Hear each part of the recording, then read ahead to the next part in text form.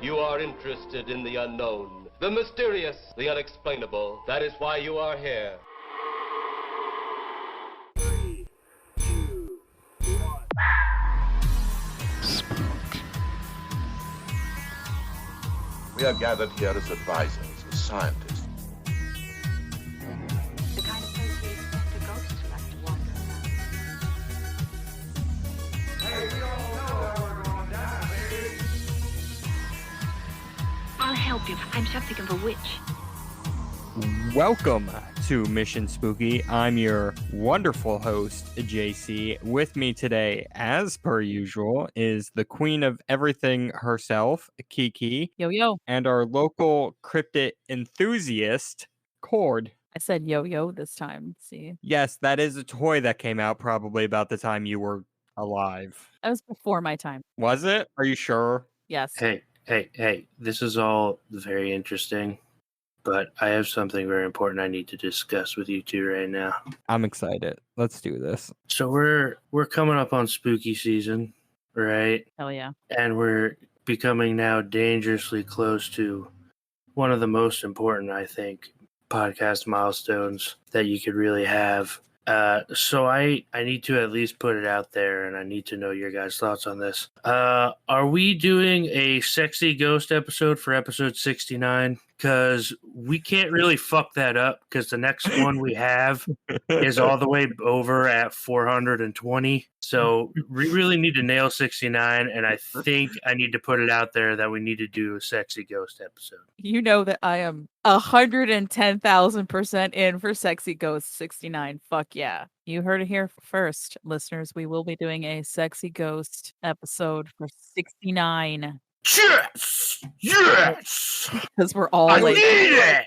12. It should be like ghost sex, like I had sex with a ghost stories. The only reason I'm saying it is because after episode 69, there's that huge gap to 420. And you really have to nail it on 69 to bring them in so that they listen to 420. That's all I'm saying. We need a sexy ghost episode. We're all in. Today's episode angers me to no end. Wait, before we get to today's episode, we got some things to chat about, okay? It's been a while, guys. Yeah, I know. Oh, wait, hold on. What's yours first? What's yours? You go. Okay, so I was listening to Canadian Spirit. Hello, Kelly. Yeah, Kelly's the bomb. Kelly was kind of making fun of Matt Moneymaker's last name. Now, do you guys know who that is? No. Oh, good. Well, you're better for not knowing. Anyway. I mean, I'm better for many reasons, but okay. It's one of the many. So he hosts Finding Bigfoot, and he's superbly bad at it, by the way. Well, they haven't found Bigfoot yet, so...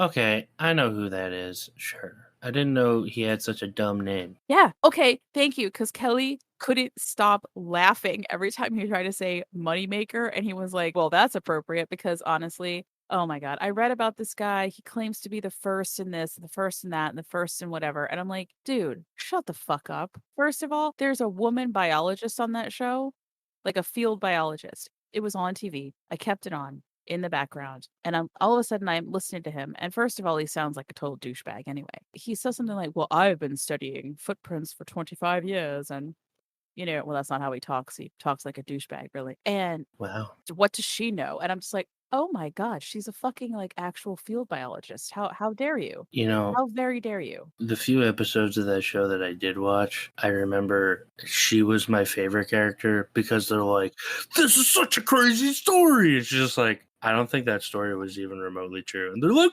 what? How could you not believe such a story on a Bigfoot show? She's like, yeah, but I'm like a reasonable human being. I don't. Thank you. Thank you. That's exactly how that show comes off. There is one reasonable person. It's her. And I can't remember her name right now. If you need to laugh at that show, because as a Bigfoot guy, I laugh at that show's existence all the time. Djibouti Dubs has a great video on it. Just making fun of almost specifically him. I'm a big fan of the Djibouti Dubs. So YouTube Djibouti Dubs. Shout out to Djibouti Dubs. I just wanted to say it. It's a fun word to say. After I tuned into Canadian Spirit, basically shot him a text and was like, hey, Kelly, anytime you want to come on the show, show and talk about Matt Moneymaker for like 30 minutes and make fun of his stupid ass and completely end our paranormal careers like before they get started. Let's do it. You know, he's like, I don't even know who the fuck this guy is. And I thought, yeah, right. Like, who the fuck is he? He's nobody. When you look him up, I have to just add this last part, then I'm going to get to something really cool. When you look him up, it doesn't say Bigfoot researcher. It literally says actor. Actor. If that gives you any hint as to how I'm not taking him seriously at any of his work at all, that's it right there. Actor. Which fits in with our theme of haunted theater today. Theater. All right, yeah.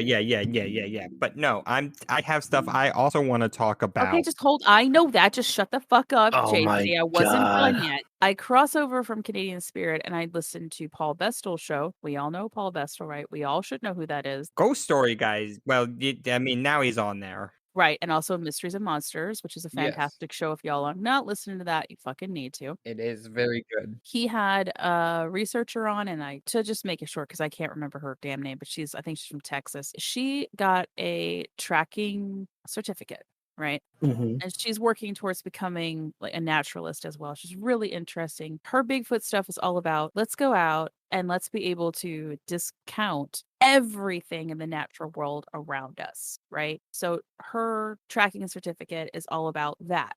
And she also has these little kits that are DNA analysis kits that you can bring with you on. I was like, Word. this is amazing. I love it. Anyway, I'm getting my tracking certificate because of her and because of Paul. So yeah, Yeah. serious about Bigfoot in Pennsylvania, man. I'm doing it.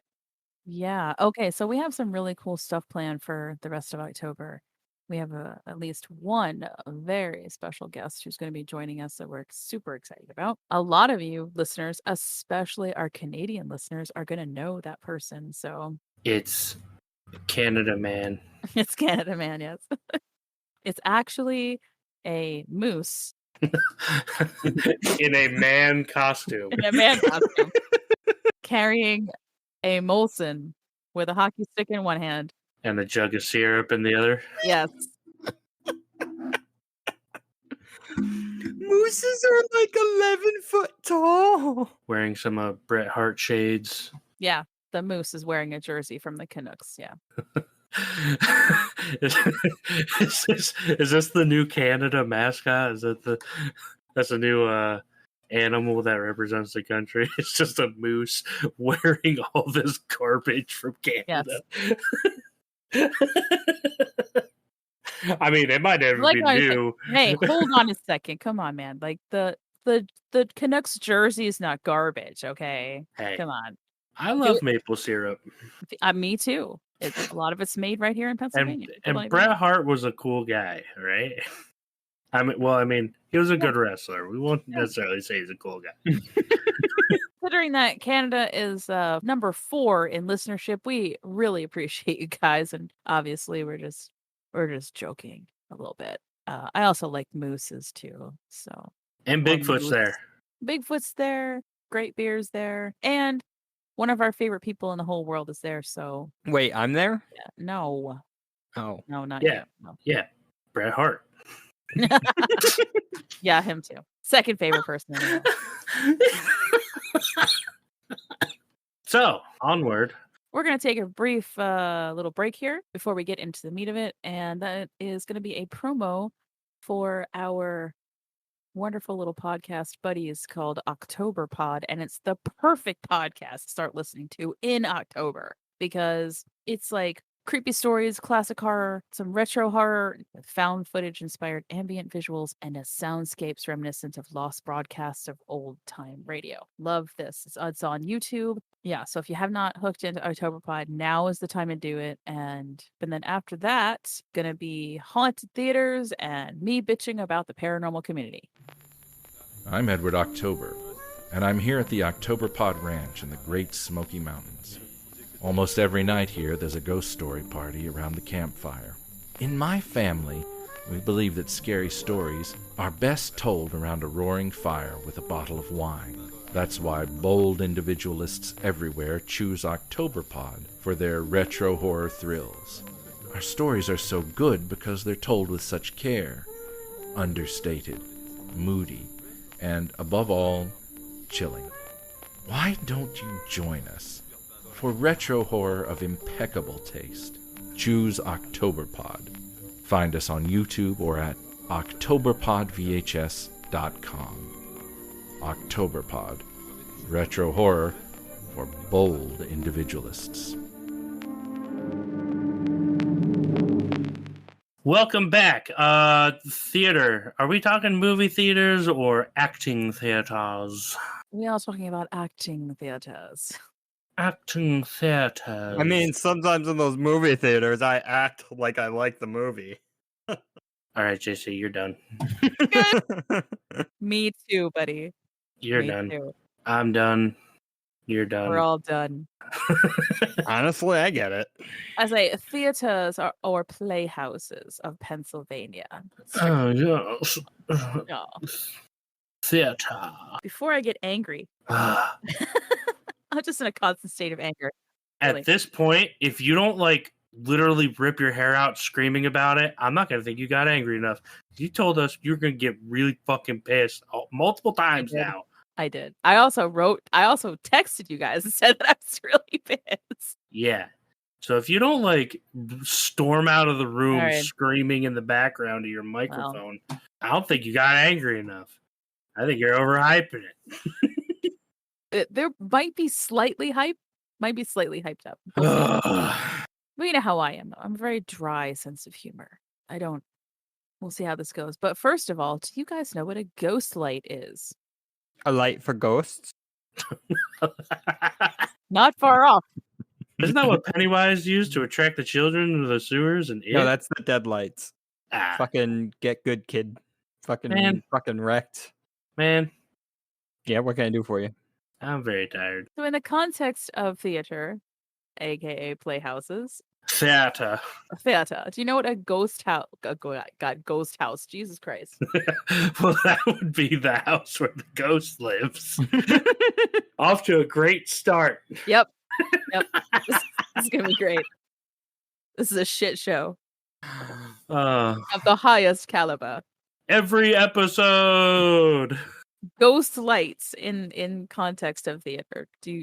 I'm going to take a guess. Okay. I'm going to guess it's either when a light turns on that's not supposed to on the stage, or the light follows somebody who's not on the stage. Bad guesses. I don't know. I actually, you're gonna laugh, but JC's not far off from the truth. Oh my god. It's a light for ghosts? Yeah. It's a light for ghosts. I don't know. So, technically speaking, a ghost light is a single bulb light, usually kind of a floor lamp or of some kind, that shines on a dark stage all through the night when the theater's closed or unoccupied. Logic behind that was that just in case anyone had to be working in the theater very late at night, or anyone coming into the theater when it's very dark, because it should be dark. Obviously, you don't want people like accidentally walking into the orchestra pit. Not that I've ever done that. I feel like you've done that. I feel like the way you phrase that makes it that is supposed to be like, nah, I did this. Am I correct? No, see, that was what's called acting. You walked into a theater pit, orchestra pit. That's what they're called. I'm I dumb. really didn't. I was behind the scenes. I did not act on stage. I did behind the stage stuff. Yeah, I did behind the stage stuff too. God Wink, damn it. wink. There's no winning with me, Kiki. I know. I was a loser the moment that I asked you to be on this podcast. Oh, wowee. I mean, it hurts, but it's also true. So, like, I get it. Listen, are you though? Because eventually you got the package deal of JC and me, and that's not a loss. That is true. Now I'm back to being even. It's even again now. Yay. It's a level up. Thank you. I'm a net positive. Yay. Yes. Yay, I'm a negative. You sure are. Anyway, so that's the practical use of the ghost light. However, there is a theater legend that says that every theater has a ghost and that you leave the light on for them, which I think is very sweet. I don't. I actually like that more than my guess. So, before we get into theaters that I do actually feel have very good possibilities of being haunted, let's talk about one that I think, man, I don't know. Definitely isn't. Mm. Is that where you're going with this? No, okay. Here is where what we do or what we're attempting to do is, I think, very important to the paranormal community. This particular playhouse, and I will start out by saying it is called the Oyster Mill Playhouse, and it is Cumberland County, Pennsylvania. It's on Oyster Mill Road in Camp Hill, Pennsylvania. And it is a very prestigious playhouse, as I've come to find out. I personally was not too familiar with it because I'm not really that familiar with that area of Pennsylvania. And we have some pretty nice theaters up this way. And my niece is actually involved in theater in this area. She's very good. And so I've gotten to see a lot of productions, but they're all from up here. So this was kind of a learning experience for me too, as far as, oh, this theater is actually really awesome. They've been doing this for years, except that the location that they're currently in now, they bought that in 96, I believe, is what it was. And the building, boy, I do not know where some of the information came from. So I'm hoping Probably the internet. no, and that's possibly the sad part about it. I wound up going down this like rabbit hole of this whole entire area of Pennsylvania because I didn't realize like how intriguing this was going to wind up being and having nothing to do at all with the fucking Oyster Mill Playhouse. I was like, wow, I now know that at some point in the 1800s there were 6 horses that got struck by lightning and were killed instantly. What? Yeah, I know, right? It's a fucked up story. Kablam! Like they all got hit by one bolt of lightning, or like Yes. that's Yeah. Yeah. There is a lovely website that I found, and it is called genealogytrails.com. So it's a little weird because I thought genealogy trails, what is this? Oh, it's all about genealogy. No, it's actually more than that. You can go in there and look up any county, and there are news articles, and it's all hand transcribed kind of stuff for you, but it gives you, the original news article, the dates, everything that happened, and it goes from about 1770-ish to 1914. So now that I have this nice little website under my belt, so to speak, I know where I can go for some kind of obscure information that I have not been able to find elsewhere. So thank you to that website because they're doing a great job and a great service keeping that up. So I was able to sift through a lot of Cumberland County's fires, for example, and really strange happenings and murders and accidental death. And yeah, like really, really great website. Fuck. Hold on a second. Yeah, I'm gonna destroy this because I've listened to how to say it a couple times, but I'm not getting it. It's Conadogwinet Creek. Yeah, I think that's pretty close. Yeah. It's 104 mile long. It's a tributary of the Susquehanna River. What I find interesting is that it is the Lenape word, which means a long way with many bends, and boy, is that true. This thing is like it's a snake. It just goes all through Cumberland County. The Playhouse used to be a sawmill / grist mill. This is where things get kind of like weird. So I'm going to tell you, perhaps I'll start with the original research, which was I went to a couple different magazines, few different articles. Okay, so Harrisburg Magazine, PennLive.com. PennLive.com usually does a pretty decent job on their articles. And then something called Century21Core.com, which sounds like it's actually run by an offshoot of Century 21 Realty. The interesting thing is that all 3 of those magazines, Harrisburg Magazine and PennLive, basically looks like it's just copy and pasted from the same information, just the same misinformation in some cases. And Century21Core.com also had another piece of misinformation that was repeated in a blog from a local blogger that was talking about haunted locations. That piece of information is that for some reason, 3 different times, and including an interview with someone who supposedly worked there, insisted that this used to be a farmhouse And this is only important because one of the hauntings is supposedly, in quote, large quotations here, a husband and wife who used to live in the farmhouse. Well, okay. This was never a farmhouse as far as I can tell. It was a sawmill and a grist mill. And I'm going to use two things actually to prove that. One, CBS News 21 Harrisburg did a little thing about the Oyster Mill Playhouse for Halloween. I think it was like 2015. I think that they did this. So that was like on air. And there was a group there called the PA Paranormal Group. Mhm. I couldn't really find anything about them. Wait, like they're called the PA Paranormal Group? That's what it said. Yes. Yes. And that's come up twice, two different times. I'll get to that in a minute. It's kind of bizarre. But what Harrisburg News 21 had come up with their research and what I could also find kind of the same is that Abraham Eyster, Eyster, owned the land. Eyster is PA Dutch for oyster. This is why it gets changed to Oyster. So most people refer to him as Abraham Oyster.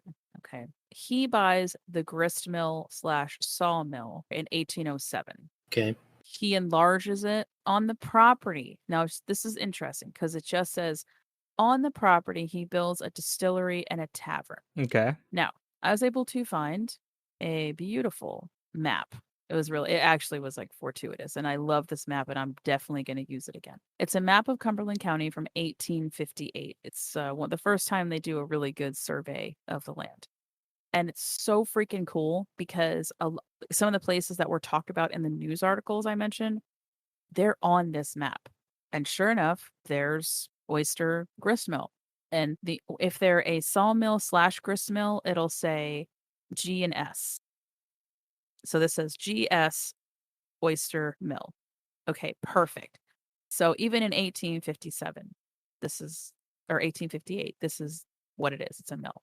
Now, Oyster, though, they owned a lot of land. They owned all the land surrounding the grist mill. They owned some land on the other side of the creek because of the way the creek scoops around like a big old snake. And some of the properties are listed under like Abraham, some are listed under Simon. So you can tell this is like the family kind of passing down. Even Harrisburg News 21 said these things have long been, dismantled. We don't know exactly where the distillery or the tavern was. And unfortunately, even the map doesn't show me exactly where that stuff was. It only shows me who owned these portions of land. And approximately if there was a house on it, it shows a little square so that I know like this is where someone actually lived. Okay. So there's nothing to indicate this was ever a farmhouse.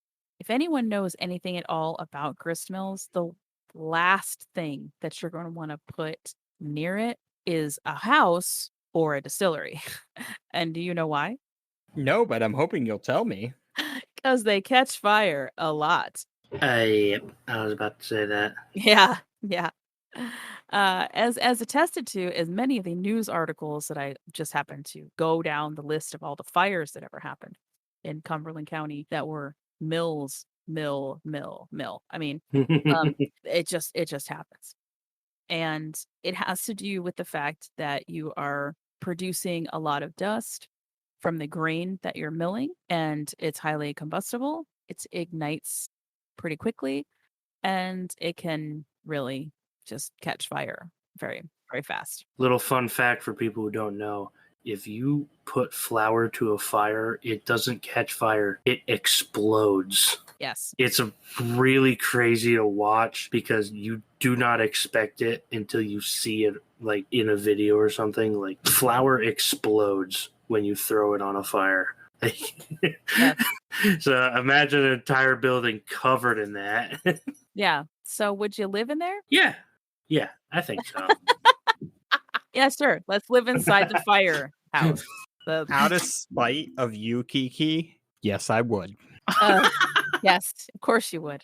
Yes, in 1858. Yes, that's how he died, actually. Probably.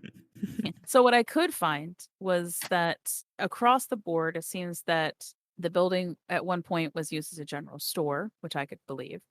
It was a dance hall at one point, and the last thing it was before the Metropolitan Repertory Company Incorporated bought it was storing plumbing equipment. Then the building is bought by them and they begin renovations over time. They add a second floor to it. And if you see it, it kind of sits out alone by itself because that's probably like what it was. Like it was a grist mill. It was out there on the creek by itself with no other buildings around it, just in case it ever caught fire. Word. I kept reading these articles about how it used to be a house. It was originally a farmhouse. And I'm like, no indication of that in any of the research that I did at all. There is a book and I will buy it. It's $63. It is put out by the Cumberland County Historical Society. I found out about it too late to record this, and even if I'd ordered it yesterday, obviously it's not going to get here, and it's not available on Kindle, so it's not like something I could just quickly grab and read. I am very curious to find out if it ever was a farmhouse, but I highly doubt it. I just don't think so, based on the map alone and any of the other evidence that we had. However, these people insist that the two ghosts are from the farmhouse that I can't prove was there or not. But I feel like I'm 90% sure there's no way this was ever a farmhouse. Yeah, but like, what if it was? Well, I'll find out. He when I find offers out a the valid book. point. No, Kiki, I need you to debate this. What if it was? Ah, fuck. Because, like, that's a valid argument. Okay. All right. No, that's fine. If it was, then sure. I will believe you when you are insisting that these two ghosts in particular used to live in the house and that they really like particular seats in the auditorium that you've now made in, like, it used to be their house, and they enjoy sitting there and watching your plays. Sure, that's fine. Good. Thank you. I'm glad we came to that conclusion. I feel like Cord might have won the debate. What if it was just like workers at the mill? Why would you haunt the place that you used to work at? You died there, Because you and your No. spirit's trapped. because you spend most of your life there. It never got set on fire. Okay, so let's move on to ghost number 3. She You says know. your arguments are dumb. The one that says that there's a man that's here and he died in a fire. Which fire did he die in exactly? Can you please tell me? Because there's no fucking fire that happened at this location. The fire at the grist mill. No, not this one. Not The this fire one. the fire that happened, Try again. that he was smoking a pipe and he And he fell was covered in asleep. flour and he just He set a fell flame. asleep, Okay. right? Yeah. And then he woke up and his coworker was dumping butane all over his body, and it had nothing to do with the flower at all. That Yeah. one. You remember that one? You read about that Okay. one. No, I actually didn't. There's Well, no then evidence of it in Cord any did of more the research than you. Okay, that's what I'm hearing. newspaper articles from the area. There's nothing. There's not a goddamn person who died in a fucking fire. Lies. One moment. Where's this at? I'm about to go kill myself in a fire. Had access to the entire Cumberland fucking county, like the whole area, to Perry County, to all the other counties around it. And guess what listen, I thought I might have actually found the couple. I was like, okay, let's pretend that it was never a farmhouse. Okay. Actually, let's not pretend because I really feel like it never was one anyway. Yeah, I was Oh. gonna say, Pretend. you just said pretend, so that kind of disproves what you're saying What right I'm saying there. is, what I'm, prior to finding the map, motherfucker, shut the fuck up. So I'm like, okay, well, it doesn't look like this was ever a farmhouse. But what if there were two people, a husband and wife, who died like close by? And wow, I was floored. There actually was a couple that fell into the creek during the winter time. The article was fantastic. It gave like super detailed information about where they fell into the creek, which was very helpful. Also went on I'm gonna have to Kiki's quirks this next one, because it turns out there's a cave that wound up having some like super ornithological information in it that I didn't even know about. This is really fascinating. That's a side note. But anyway, so I knew where the cave was on the map from 1856. Thank you very much. Or 57, or whatever fucking year I said it was. And sure enough, like there's the dam. There's the other grist mill where they fell into the water. Hmm. I was able to find out how far away that was. Now, the story was that they were husband and wife. They lived in Perry County, which is to the north of Cumberland, and that they were on their way home after having done some business near Carlisle. Unfortunately, they were trying to cross over the creek. They thought it was safe. It was wintertime. There was ice, but the woman broke through the ice. They wound up finding her body. She drowned, though. The husband had fallen in, but he was able to get to the side. But by the time someone found him, he was in like massive hypothermia and he wound up dying a few hours after they Ouch. found him. Yeah. So, very sad story. And just one of many different crazy stories that are available on this website that you can read and have access to, right? Here's the thing though, it was a 5-hour walk away from where the theater is, where this grist mill is. Okay. So that kind of like, they wouldn't even be near it. They wouldn't have gone past it. They weren't traveling in that direction at all. So I was a little bit disappointed in that. Well, like I'm looking for something that fits the bill instead of asking the question, is there really fucking ghosts at this theater at all? Or is this just a bunch of made up bullshit to get people to come into the theater? She. Doesn't even need to be a thing because the theater is actually successful and one of the best ones in Pennsylvania. They have a very good reputation as far as their plays go. Keep that in mind. Okay, so the couple, I give up on it. I'm like, well, okay, maybe it's just some weird thing. Maybe Abraham and his wife are still hanging out on the property because they love this place. It was in their family for generations, obviously, blah, blah, blah. Moving on with my life. Now, supposedly, there's a little girl that likes to hang out as well. Why is there always a little girl? Because little girls are creepy. Also, kids used to die a lot. Yeah, well, okay. The site is a former grist mill. Okay. Children weren't there. They just. Child labor laws weren't around. Oh my God, JC. I'm just saying. There was no children.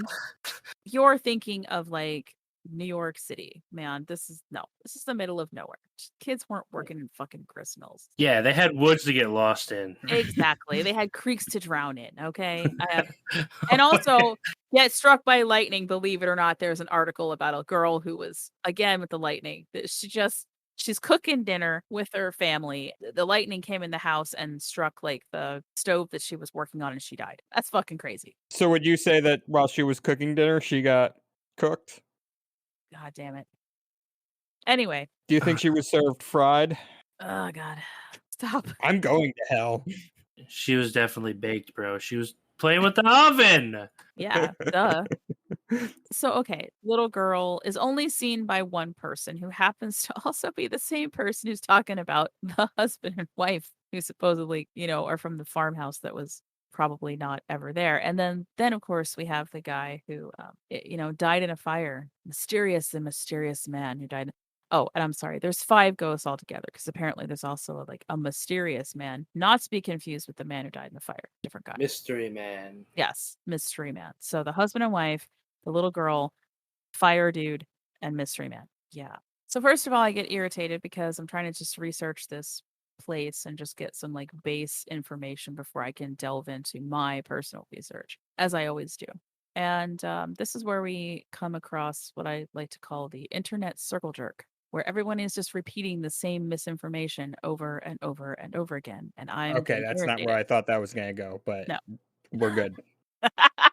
But I want to believe, I'm not gonna. I want to believe you people when you say that you see crazy things and that things happen too. But one of the articles that I came across, it named someone in particular. Okay. And then the CBS News team, one that actually also named someone else. So in this case, I'm not going to name names. Kind of no point to it, but I do feel like I might have. Well, anyway, you'll see. So I look up the first guy, right? I'm like, I wonder if there's anything on this dude. These guys are supposedly the paranormal group, right? Which I couldn't find them anywhere. I try to find this one guy. I don't find nothing on him. Then the other name pops up twice. Okay, once in this article that's full of problems, and again on the CBS News, like he was on the paranormal team.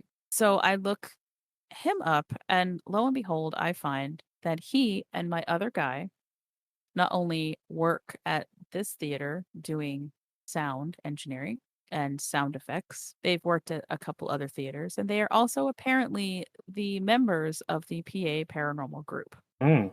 So what you're saying is these people have probably the know-how of how to create sounds and illusions in their working environment where they're at least probably 40 hours a week. And they're also the ones that investigate it for ghosts, even though ghosts would be considered profitable to have at this place. And they definitely don't have any vested interest in there being ghosts there, right? That's what we're like. It gets better. Does it? Yeah. Because in the news article in 2019, it stated that the Oyster Playhouse was now considering running ghost tours. Oh. Yeah. Got him. And guess what?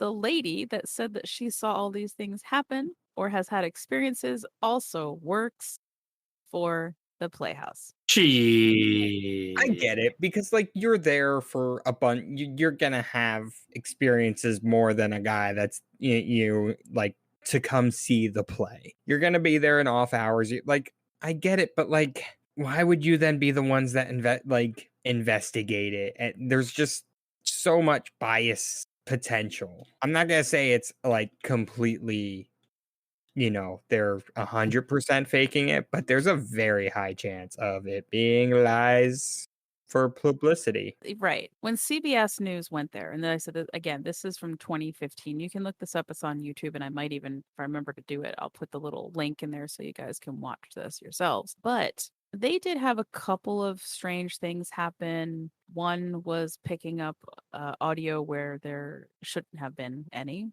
Right? Oh, from the sound tech guys, the guys who can do No, sound no, tech. no. I'm saying that the people who are experiencing the stuff and are sound technicians. No, these were the guys. This was actually the news team, not the sound guys. So let's say the news team comes in, they have all their own people. Okay, so I did think this was interesting coming from them, and one of them too was one of the girls who's a sound engineer for the news team. Okay. She was like, I went to set everything up and I did have a really weird thing happen to me. I got a bunch of popping and crackling in the microphone, which like has never happened. Like it's a little weird. Like I have to say, not that I'm a believer one way or the other, but she's like, but it's just a little weird because this was never happened. Right. And then the other one, same thing. It was the news team member who picked up some audio that was technically would have been kind of an EVP because nobody heard it in real time, but yet when they played it back, there was some noise there that shouldn't have been there. Right. So I'm like, okay, so let's say the Oyster Mill Playhouse really is haunted. At least fucking get your goddamn facts correct.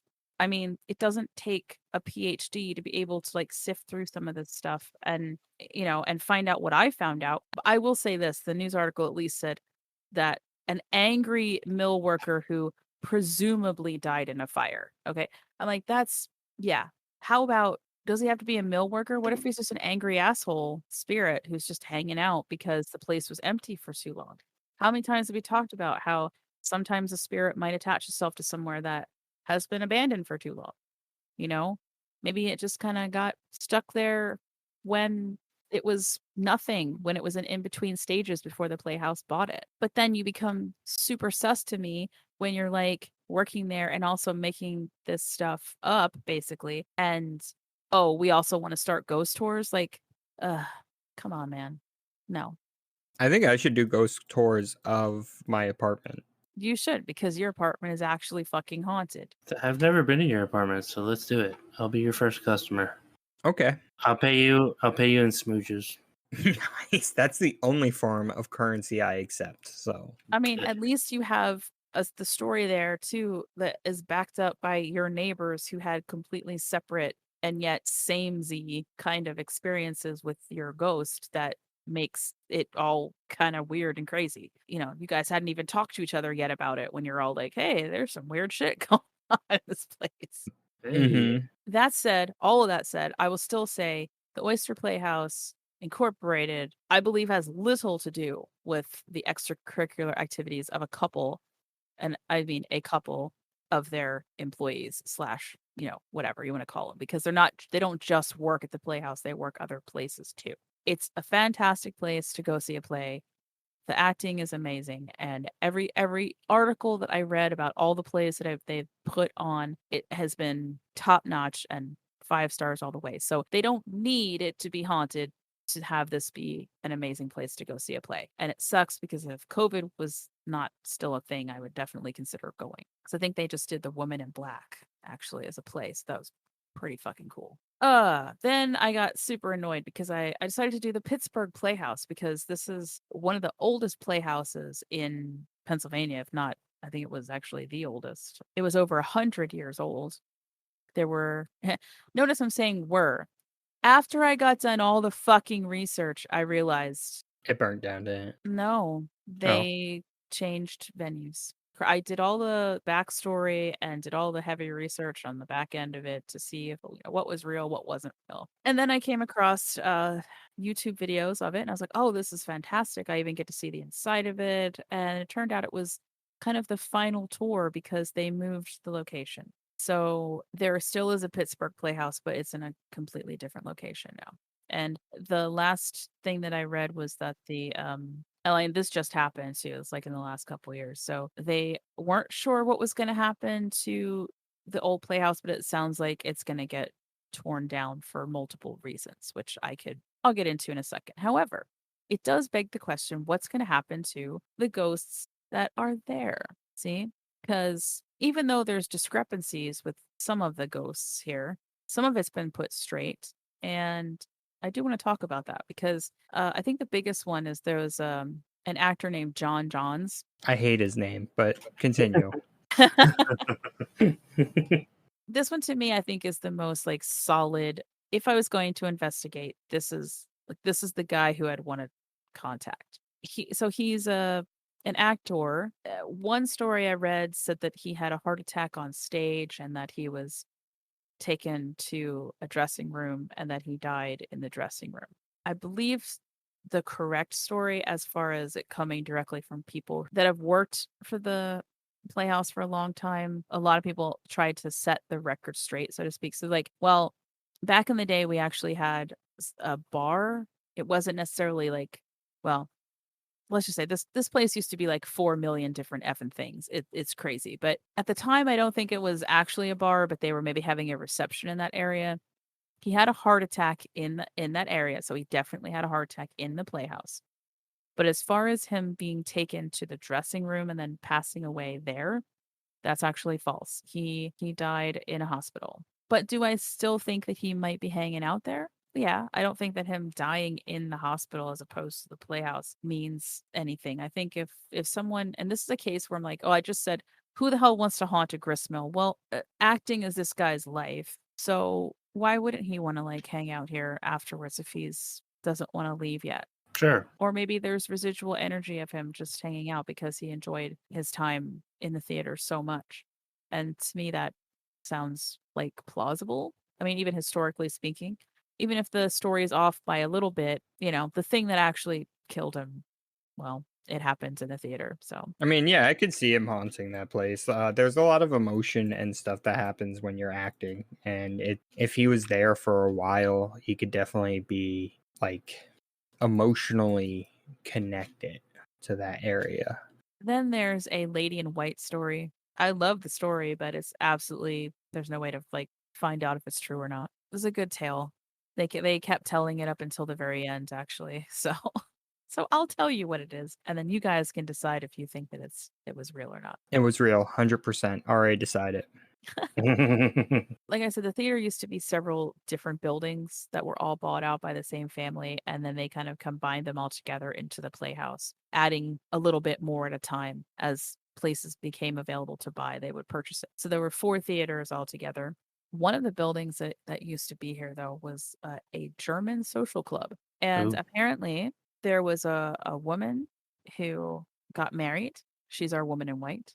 Found out the night of her reception that her husband had been cheating on her with a woman from a brothel that used to be upstairs, because that's another thing that this building was, apparently. And that sort of ties in because it's mentioned several times that The upstairs portions used to be part of row homes on the back end. So it's possible that that's where the brothel used to be as well. And there's another ghost that comes into play in a minute up there. She finds out about this. She kills her husband, shoots him, shoots the woman upstairs, and then shoots herself. Oh, okay. That's, I mean, Oof. Yeah.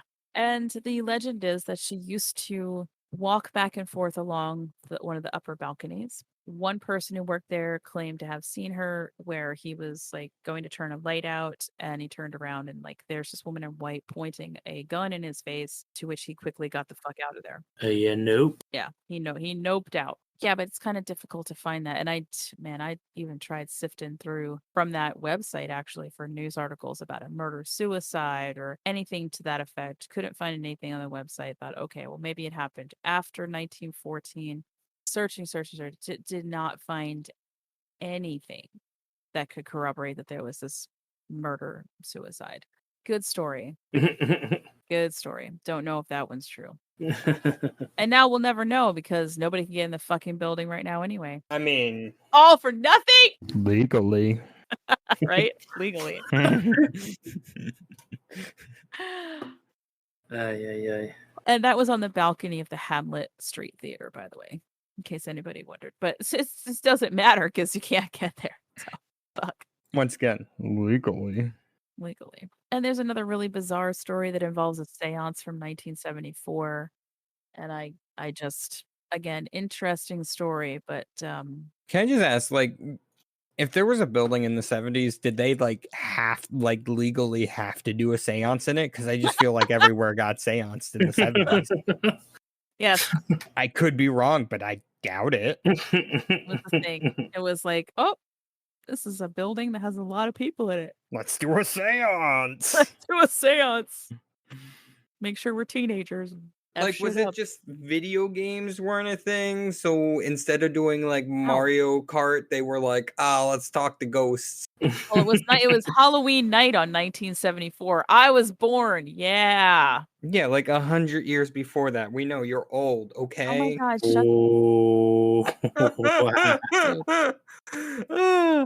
One day I'm gonna die. Wow. Jesus. Oh, so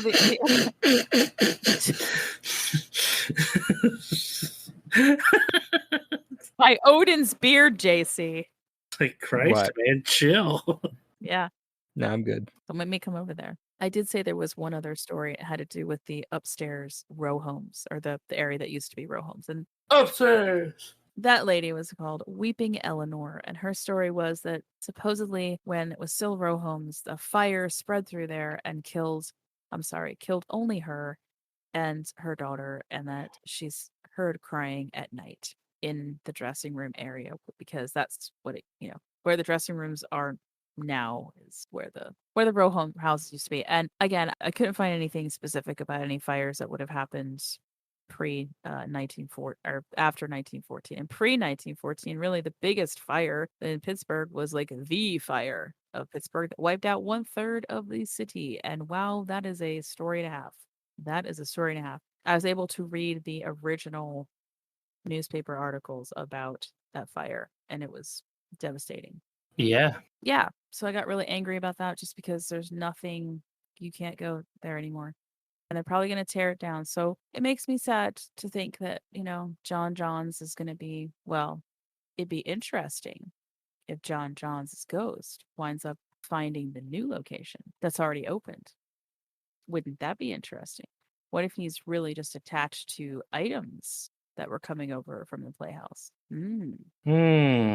Right? Indubitably. I want to know because I think that that's a ghost that could exist and does have a very good possibility of still wanting to hang out with the Pittsburgh Playhouse, no matter where it is. The next one I'm going to mention, not quite as sexy as the last one. The last one's good. So, Philadelphia Academy of Music. And I've been in this building quite a few times. It is on 240 South Broad Street in Philadelphia. It's got a lot of historic moments attached to it. You've got visits from Ulysses S. Grant, Grover Cleveland, Richard Nixon. Right now, it is host to the Philadelphia Orchestra, Opera Company of Philadelphia, and the Pennsylvania Ballet. Now, I've been there for both opera and for orchestra. Just as an aside. And also, a really cool thing that I got to see, I think it was in the early 80s, where it was all of the original Philadelphia musicians from rock and roll that were still alive at the time. They all came on stage and performed one after the other. It was an absolutely amazing, and I was a kid, like, I think I was maybe 12 or something, and we got dropped off, me and my cousin, we got dropped off at the Academy of Music and got to go be at balcony seating. And it was just cool because they're basically just rock and roll legends from Philly. But anyway, I have a friend who works there. So I texted her and I said, hey, it's coming up as a haunted location. Have you had any weird shit happen to you? And she's very funny. I love her. Hey, Karen, love you. I know you're listening. Basically, she was like, I think I actually asked the question, has anything happened to you personally that was weird? And of course, she's like, no, not really. She says not really, but then she's like, but I do feel kind of weird in the amphitheater, which is funny because that's one of the places that has come up several times as other people feel like they're being watched or something is up in that area. And then she goes on to tell me that she does sometimes when she's doing the night rounds, she has a security guard with her because she feels like she's not alone necessarily. Well, yeah, the security guard's right there. No. I mean, as in, basically. God damn it. Right through the fucking mic. Okay, so I'm like, all right, I get it. You don't want to say that that's anything in particular because, again, she's super level-headed. So she's like, I don't want to say that's anything in particular because it could just be, it's dark downstairs, especially, and it's dark in the stairwells. And we all know that feeling of you're in the dark and you can sometimes feel like you're not by yourself and it freaks you out. But then she said, yes, that other people, though, have seen something in the amphitheater. And she's like, I haven't really seen anything. But she's like, but I felt a presence and I've seen shadows. And I'm like, there you go. That is exactly the thing that people have seen in the amphitheater. I love that. I haven't seen anything, Right. but I've seen shadows. I've seen shit. I'm making fun of you, Karen. I love you. Wow. I love you to death. But that was funny. I did get a kick out of that. I was like, I haven't really seen anything, but there's shadows. And I was like, yeah, that's actually a thing in paranormal. That's actually a thing. And I thankfully have never seen those. JC's seen them. Sure have. Lots of times. Don't recommend. Right? Do not recommend. Cord, have you seen shadow people? I can't remember. Oh yeah. We didn't get into those stories. Oh yeah. Yeah, okay. I know. Settle down. Oh yeah. The other thing would be in the Philadelphia Academy of Music is seat cushions look like someone has been sitting in them when the place has been empty for a while. So, perhaps something is lurking about, but nobody really makes as big a deal about it as perhaps the next place that we're going to talk about. And this place had a synchronicity because I was just considering what my next little side mission was going to be when it came to true crime in Pennsylvania, because I like to pick ones that are like very old, but maybe things that people don't know too much about. And I did already pick the next one is already pretty much over and written. But I was considering doing the Paxton Boys after this next one that hopefully will drop in October for you guys. And wouldn't you know, the Fulton Theater is very much connected to the Paxton Boys. Paxton. Not going to get too much into them because, like I said, I pretty much in my mind solidifies that at least I should talk about them on a little true crime side mission. And I'm putting them in true crime because to me, they were serial killers of Native Americans. And they were fucking assholes. Except, unfortunately, at the time, they had the okay from our state to do terrible things to our Native people. But that whole story is for another time. But it is connected to the Fulton Theater, and I'll tell you guys how. Now, this one's really cool, and this is the difference to me between what was happening with the Oyster Mill Playhouse and what the investigations were done here at the Fulton. I found out after I already decided to do this episode and after I decided that Fulton should be on the list. Do you guys know the television show Portals to Hell? No. Record said no. I only recently found out about this because I don't really pay attention to cable television anymore, and I don't have Discovery Plus. Same. Right. But I was watching Ghostober on Travel Channel, and Jack Osborne was on there with his mom and dad watching the paranormal caught on video stuff and asking, his parents, Ozzy Osbourne and Sharon Osbourne, what was spooky and what wasn't to them. And it was pretty cute. And then I realized, oh my God, Jack has a TV show and is a paranormal investigator now. Okay. At first I thought, honestly, I was like, feels kind of lame to me. Yeah, I'm not feeling it. But then I dove a little bit deeper into who he was working with, and I thought, oh, you know what? Interesting. Could not place his partner, Katrina Weidman. I could not place her. I was like, man, she looks familiar. Why do I know her? Turns out she was originally on Paranormal State.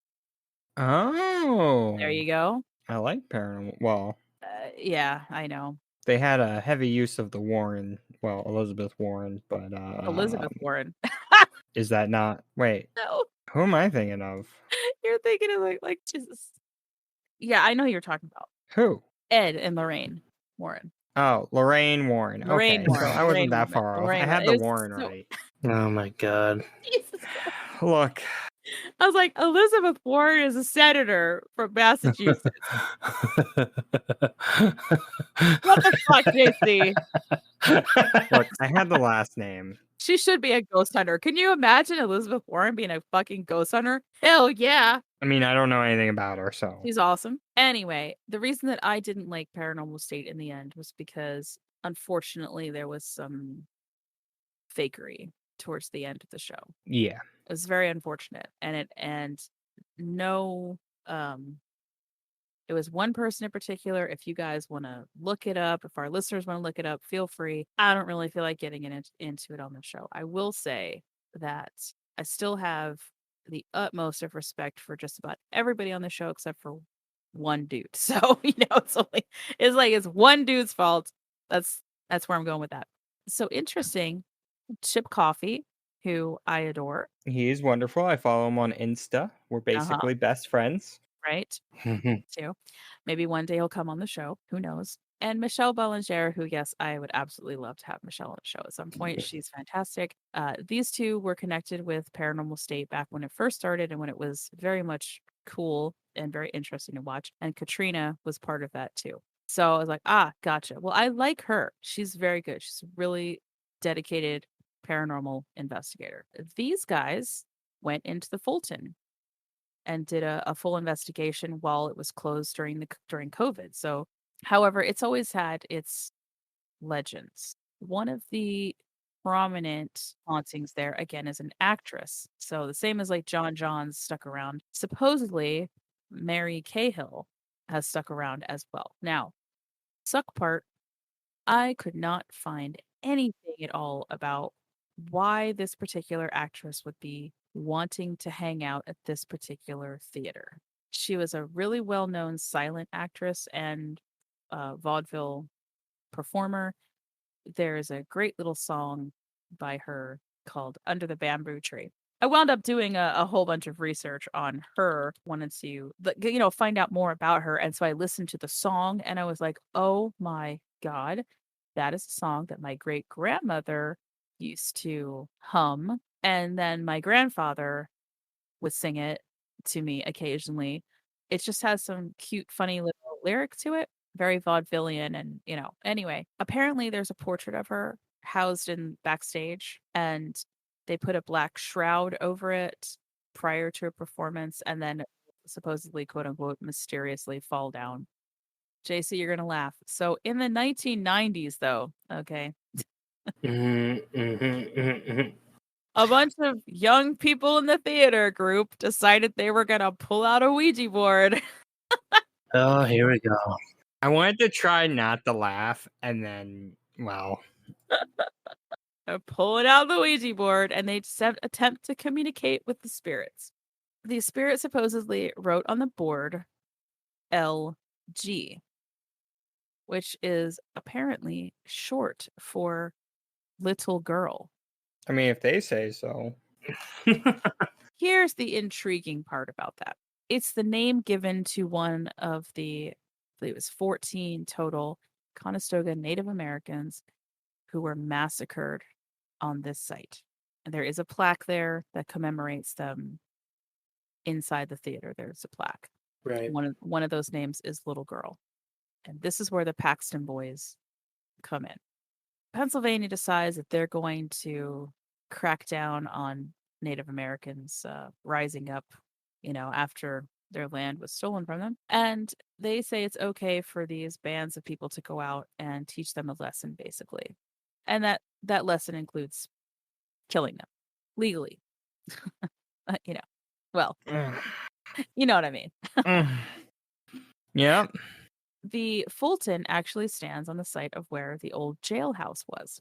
Now, people actually thought they were trying to do something good.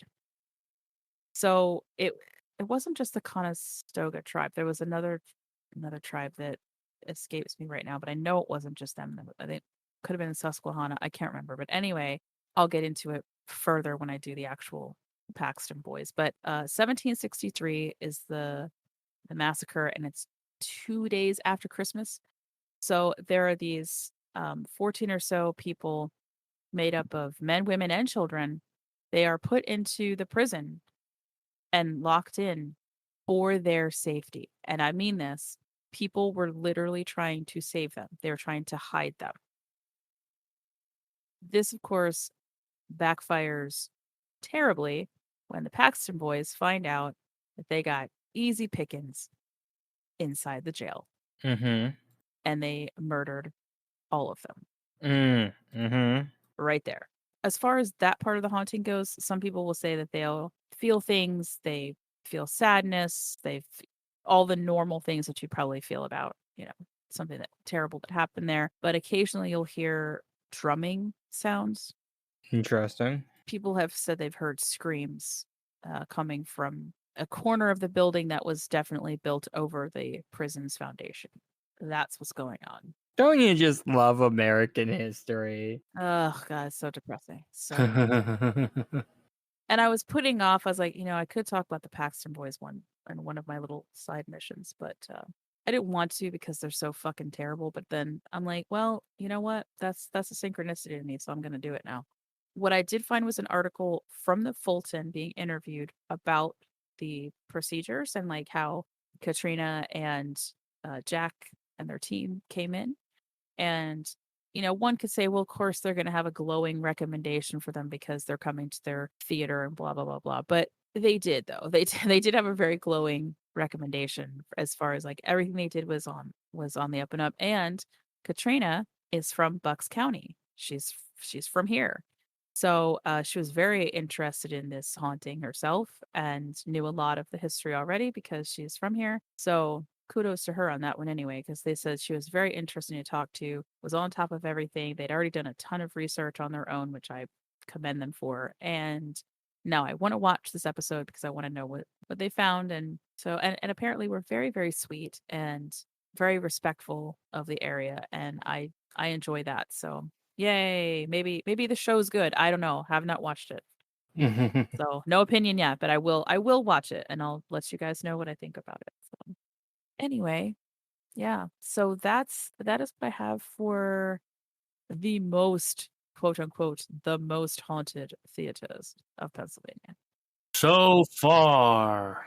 Well, that was informative. You're like, I'm hungry and I want to go now. I was definitely paying attention to the entire thing. It was a good story. It was well done all around. Oh, thanks. Are you critiquing me? Is my host critiquing me? What's the No, fuck? I'm literally saying you did a good job. Oh, okay. Thanks. JC's the I best. tried to do something nice. I did a lot of research, but I was getting frustrated and angry, but I was like, I want to get a hold of that book though. I feel like if I have that book in my hands, this ridiculously overpriced history book, that I probably will. Hey, I shouldn't say that. You never know when the history book's going to come in handy. But I think that'll put to bed like the whole concept of like this was not a farmhouse, motherfucker. Like I got feelings about it. You know what I think we need to do? We need to go do an on-site investigation. Yeah, that's been like what we wanted to do, and then stupid COVID, and then fucking. Saying like we should go see a show. Oh, okay.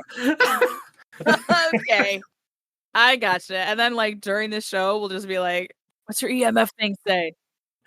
They'll just look around, just like, hey, that light's kind of flickering. Ask the person next to you, hey, you see any ghosts? I'll have the ovulus out. Hey, by chance, you see any ghosts? Get And a they're like, white noise machine. they just kind of like randomly look at you, just like, what? You see any ghosts around here? No? Okay. Thanks. Good investigation, guys. Good investigation. High fives all around. High fives all around. And then the play was really good too. You guys were superb. Fantastic. Well, we didn't find any ghosts, but we did find a good story. Our featured music today is again from Antipole with a song called Here I Am, which features Mark Lewis. You can find this on the album Radio Glare, and that's available on Bandcamp, which we will have links to in the show notes. And I highly suggest, both this one and then we'd played a song before from a Haunted Place album, which was again Antipole, but it featured Kill Shelter, which I don't think I actually gave enough props to Kill Shelter because, dude, they're like freaking awesome too. I love that whole album. You will see, I think that I did already rate that album on Bandcamp. So yeah. Anyway, when we get back, Spooky Squad news and possibly shout outs. Our spooksters, Kiki here, interrupting the show for just a minute to remind you to check out the Ghoulish Garb Etsy shop. The Ghoulish Garb is owned by a friend of the podcast, Shanna Stoker, and is home to the Terror Tarot, a 22-card major arcana tarot deck.